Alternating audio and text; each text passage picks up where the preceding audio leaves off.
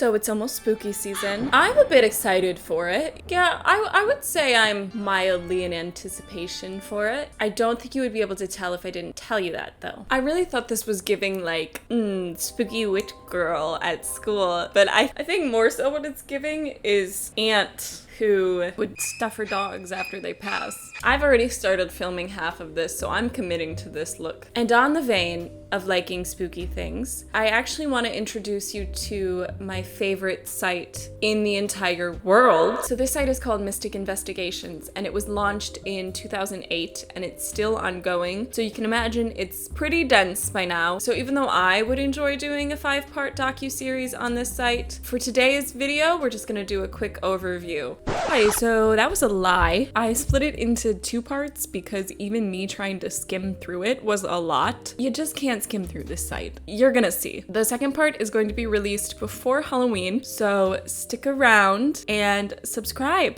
to join the Kens if you haven't. All right, on with the video. Before we get into the site, I do have to warn you that what you're about to see is going to be disturbing. So be warned if you're a little sensitive, close your eyes. For when you open the homepage, you are greeted to this. Real photos from the Mystic investigations. And it's really quite troubling. I mean, look at that reverse vampire. It chills me to my bone. Thinking about how I could be having a nice beach day, and right beside me, a reverse vampire sipping a mimosa, reading a Colleen Hoover book. Prolonged exposure to the sun, but not tanning at all. I mean, that's un-American. As I was editing, I went to go grab images from the homepage, and I saw this. Oh, not that. Ah, sorry. Got spooked again. From the ashes of 9/11, a superhero is born. Of course I read it all. Here is a highlight. Out of the tragedy of the World Trade Center terrorist attacks on September 11th, 2001, came a glimmer of superhero hope. Of course, we know of the various special people who develop powers from gamma radiation, such as the notorious Hulks. The Japanese Fukushima disaster created an unprecedented amount of incredible Hulks that required the government to set forth great effort to cover it up and suppress media coverage. Yeah, I think that's why they wanted to cover up. I don't think there was any other tragedy that happened there. No, there's just a bunch of incredible Hulks now. Most humans develop cancer from radiation, but some with the right paranormal genetics develop psychokinetic powers. Yeah, guys, go to some radioactive sites and see what you're made of. Are you gonna be tough? Are you gonna become a superhero? Or are you gonna have an incredibly horrifying and painful death? What I find most insensitive of all about this is that it is in Comic Sans. People died. There's nothing funny about this. Give them the normal sans. Before we go any further, what I like to do every morning is I like to go to the supernatural alert status just to make sure that, you know, everything's okay. Though I don't actually know what location it's meant for, like just all of Earth, because I'm pretty sure the Midwest is in a constant state of yellow. Okay, this is an aside, but my dad is from a very small Midwestern town, and they have this forest that, you know, there's all these like folklore and legends about, because it's a forest. Trees, spooky. And one day, the floor of the forest split open, and professional geologists have come to this town to study what happened there. And they're like, yeah, we don't know, man. We don't know what that is. What do you mean you don't know? Like, that's definitely a portal to hell, right? All right, so my camera died, and that wig was killing my head, so I took it off. It served its purpose, and now I'm back to being Bozo the Clown. Whew. All right, we're in the green, guys. Everything's good for now. So you'll notice that there are the standard colors that we all recognize from our driver's test. So red, stop, yellow, proceed with caution, orange, Halloween. But there are some curveballs to watch out for. So blue alert means things are not only in the clear, they're actually pretty dang good. We have angels going about making miracles happen. Maybe Santa Claus is going on his jolly way. I think that the blue alert is more so for the forces of evil that check the site. It's kind of like their red. It's kind of their sign to be like, take the day off. A black alert does not mean that the system is broken. It means that we are screwed. We are so screwed that we don't even get a color. And then there's the brown alert, which I initially thought might be Mother Nature. She's out and she's pissed. It's getting heated, and I'm not talking about global warming. But no, it actually means the zombie apocalypse is underway, which leads me to the next thing that I do, which is to check the zombie apocalypse alert. You have to check them both to cross-reference. I am glad that there is a separate alert system for the zombie apocalypse, because I don't think I would be able to tell it was happening if I didn't check this site. Okay, also in the green. This one you gotta be careful for because the colors mean different things. So for instance, the brown on this one means yellow. The yellow means double yellow. And red is you're probably already a zombie, checking this to see if you're really a zombie or if you just have a weird case of the munchies and a bad flu. And orange is not Halloween, but means that there is one zombie, just one, out there. Before going to sleep tonight, remember that supernatural statistics state every community has at least one zombie lurking. What am I supposed to do about that? Good night, sweetie. Sleep tight. Don't let the bed bugs bite. And remember, there is always one zombie lurking. Good luck.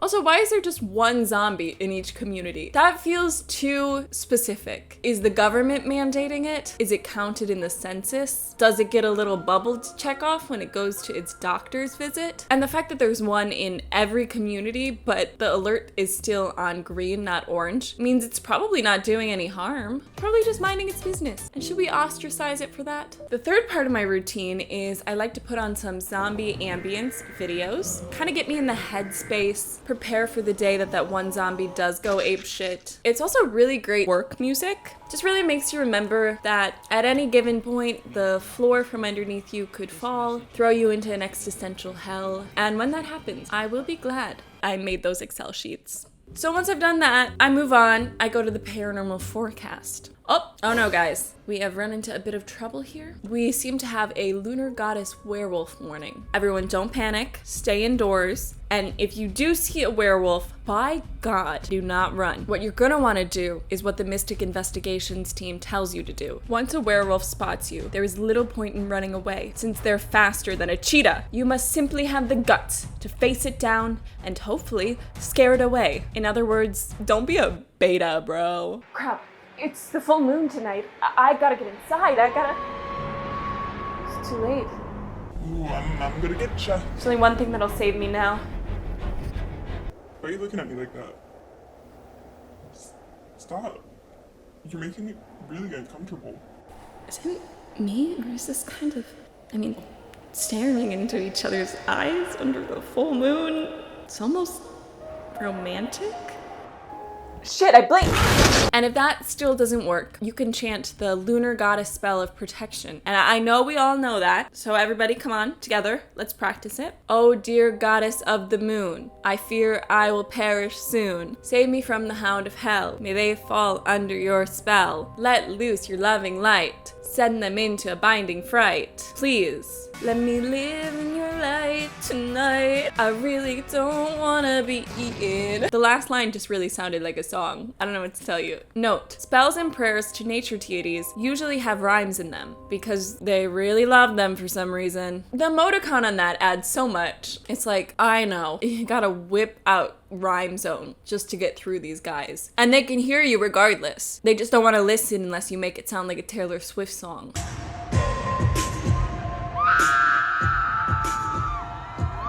Okay. Time for method 2. Go on and pray to your goddess. Oh, it's a full moon out tonight. Lunar goddess, please give this werewolf a smile. I think I've been smitten. Look, I know I just mauled you, but maybe we can give this another go. Yeah, I think I would like that. I didn't finish my run.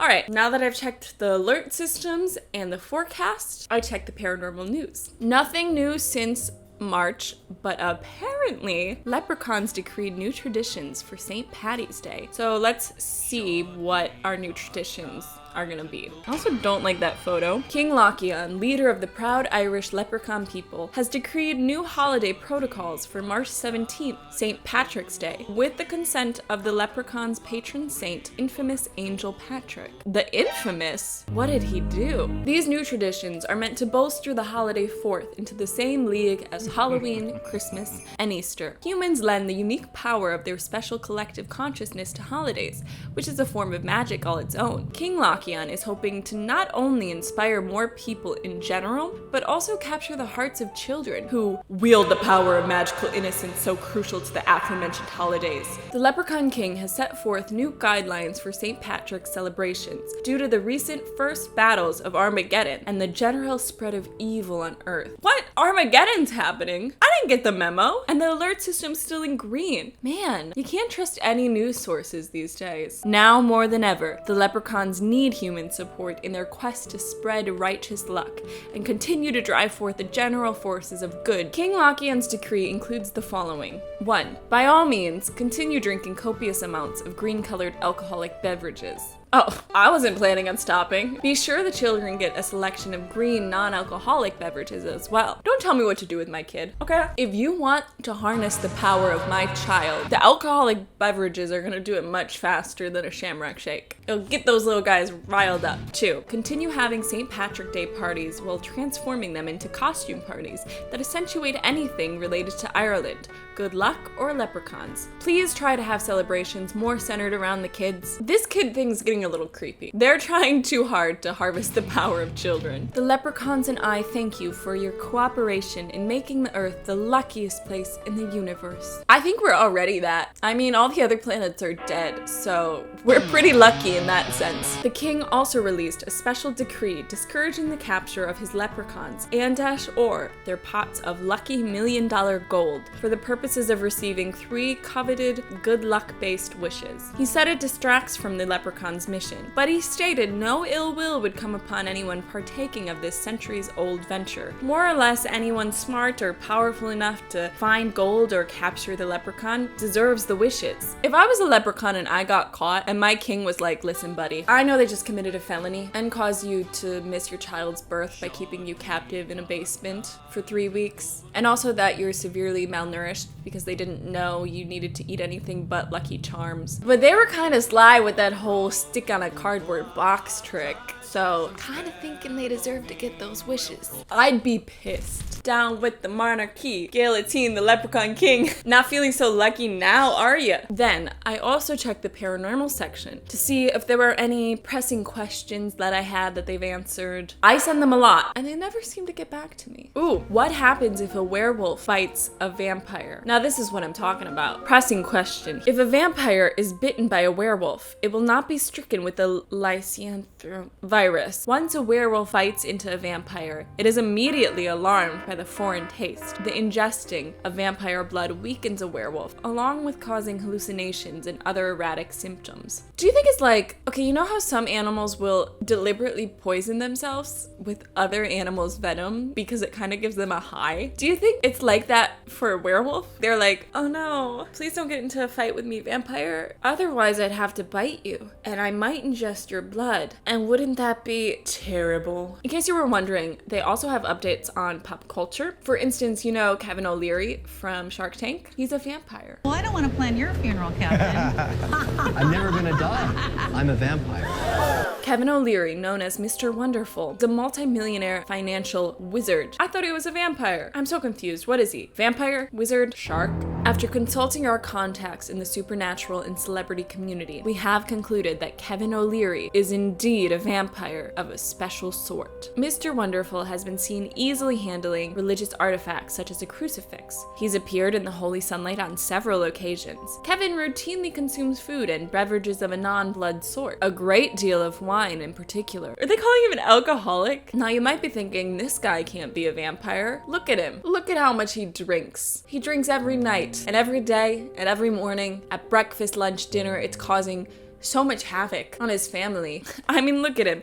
The only blood he's gonna drink is Jesus's when it turns into wine, because he's an alcoholic. Kevin O'Leary is a second-generation arch god pure, descended from the Greek god of wine, known as Dionysus, and Lakshmi, the Hindu goddess of wealth. This is what drives his insatiable appetite for wealth and wine. His fangs are mainly to suck the juice out of grapes. They're really digging into him. Imagine he's not a vampire.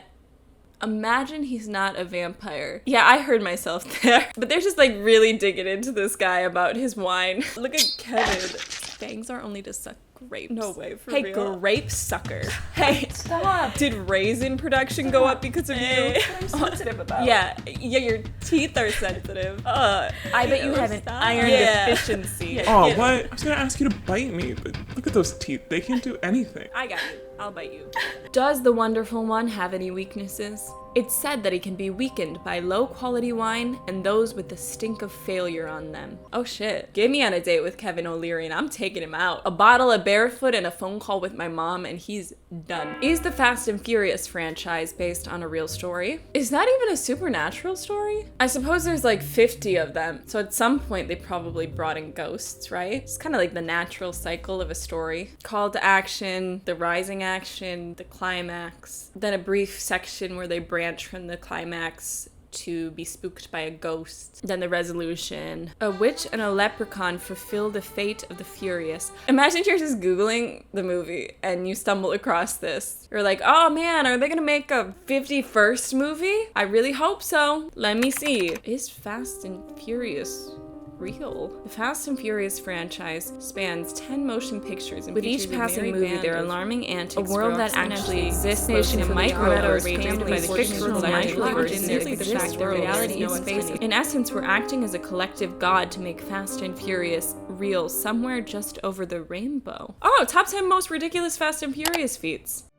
I would like to welcome you to the offices of Mystic Investigations. So the team of Mystic Investigations is not just anonymous, but they actually have names. Senior Vice President, Rebecca Abernathy. Accountant, Demi-Mermaid, and Witch. Girl, you know who Jack the Ripper is. Santa still has hundreds of elves. He'd probably go on vacation to hook up with a new, younger chick. The president of this investigative team whips out a squirt gun and starts shooting it at this woman. Hello, this is Mystic Investigations. How can I direct your call? So Fast 9 has come out to claim the summer box office for 2021. And as always, I'm sure they'll have no shortage of awesome, jaw-dropping, over-the-top shenanigans that we have all grown to know and love. Yeah. When is